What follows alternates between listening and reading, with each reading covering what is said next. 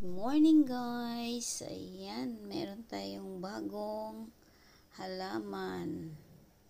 Ayan, bago ko siyang itinanim ito dito sa isang paso. Ayan, ang pangalan ng halaman na ito ay Echeveria elegans. Ayan, ang ganda niya. Ayan, ganyan siya pag nagtanim. Itong mga ito ay binigay ng aking sister-in-law last year. Ayan, napabayaan ko siya sa labas.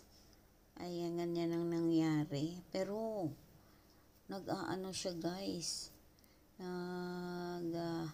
Tumutubo. Ang dami niya palang mga little babies. Ayan, dumami siya. Kahit marami siyang tuyo na dahon. Ayan.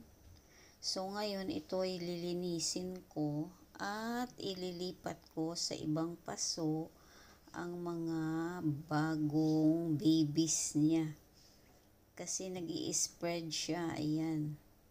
Ganda ng halaman na ito. Napabayaan ko siya sa labas pero ang ganda ng pagkatubo niya. Dumadami.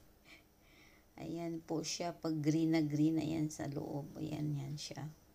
Lahat ng tuyong dahon ay kukunin ko. At ang iba ililipat ko sa maliliit na paso. Ayan. Oo. Ito na guys, ayan. Linisin ko na siya. Tatanggalin ko yung mga tuyong dahon. Ayan, so ang dami niyan. Okay, let's start now.